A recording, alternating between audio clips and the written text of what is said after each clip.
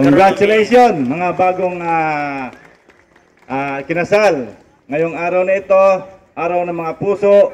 Congratulations dahil sa and happy Valentine. Tuwing anibersaryo ngayon ng February 14, anniversary ninyo ng pagmamahalan. Salamat kay Mayor at sa mga namumuno dito kay Vice Mayor at sa mga iba't iba pang namuno para sa kasalang bayan na ito. Ito na pangatlong kasalan ng bayan dito sa Pikit, At ito ang naatinan ko na napakaganda ng setup. Lahat kayo ay nakapangkasal at kumpleto ang pagdeklara ni Mayor sa pagkakasal sa inyo. Salamat ngayon sa mata ng tao, sa mata ng Panginoon, sa mata ni Allah, kayo ngayon ay legal na mag-asawa. Hindi na kayo magtago-tago, hindi na kayo illegal. Bisan ang anak ninyo ay legal na ngayon, hindi na illegitimate. Ang pagkapakasal ninyo ngayon, wala na talikuran na. Hindi na pwede nang pagbayai-bayain ng inyong mister o bayabayaan ng iyang misis. Kinahanglan, maging matapat kayo sa isa't isa. Tapos, magsunuran. Since kayo ay matagal na rin ng iba nagsama, naka-adjust na kayo, alam ninyo, ang responsibilidad ng isang ina, responsibilidad ng isang ama. Katong wala pang anak, makikita ninyo ang period of adjustment at diyan makikita susubok ang inyong pagmamahalan. Kung nagmamahalan man kayo, mamaya amin sigurong titignan ng inyong mga ninong at ng mga witness kung gaano nyo kamahal ang inyong asawa. Kayong mag-asawa.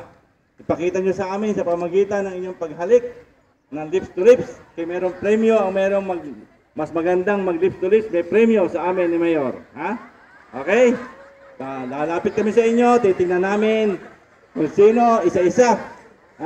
Titingnan namin nila dito, nila Kernel, itong inyong gagawain na pagpapakita ng tunay na pagmamahal.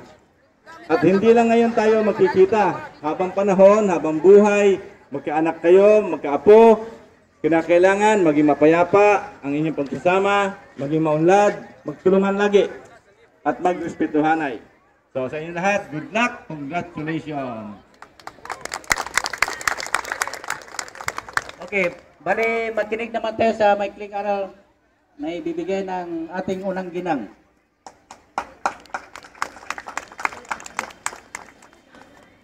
Happy Valentine sa ating lahat. Walang nagsagot sa ikinakasal. Dahil araw ng mga puso ngayon, ang araw ng iyong kasal, totoo ba na sila na yung inyong minamahal, babae at lalaki? Totoo? Bantay lang. Yung sabi ni Mayor na bibigyan daw kayo ng maikling aral, Sa pag-aasawa, alam natin na kayo is matagal na rin kayong nagsasama, na hindi lang kayo nabasbasan. So ngayon ay nakamit na ninyo yung tinatawag nating basbas ng pagiging legal na ninyong mag-asawa. Sana ay hindi ito magiging dahilan na doon naman kayo hindi magkasundo.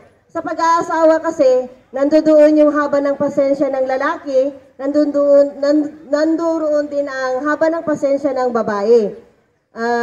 Dahil sa pagsasama, hindi lang lahat ay masaya.